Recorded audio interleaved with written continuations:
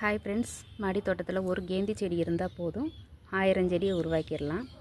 இந்த செடி இருந்துச்சுன்னா இந்த மாதிரி இலை இருக்குல்ல, இதை கட் பண்ணி நீங்கள் ஊண்டி வைங்க, நிறையா செடி வந்துடும். இந்த மாதிரி டிப்ஸில் தான் நான் நிறையா செடியெல்லாம் கொண்டு வந்துக்கிட்டு இருக்கேன். இங்கே பாருங்கள், இதை இப்படி ஊண்டி வச்சுருங்க, அவ்வளோதான். இதுவே வேர் பிடிச்சிரும்.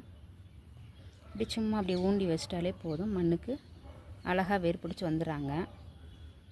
இது கண்டிப்பாக சாத்தியம்னா பாருங்கள். நான் ஏற்கனவே சின்ன சின்ன இதெல்லாம் கட் பண்ணி வச்சுருக்கேன். எப்படி வேர் பிடிச்சிருக்காங்க பாருங்கள்.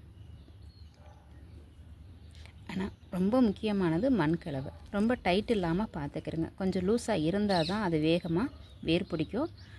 மாட்டு உரம், தொழு உரம் அந்த மாதிரிலாம் நீங்கள் யூஸ் பண்ணிக்கிறங்க. நல்ல செடி ஃப்ரெஷ்ஷாக வருவாங்க. இப்படி தான் சின்ன சின்ன செடியாக நான் நிறையா செடி உருவாக்கிட்டு இருக்கேன். பிடிச்சிருந்தால் லைக் பண்ணுங்கள் ஃப்ரெண்ட்ஸ்.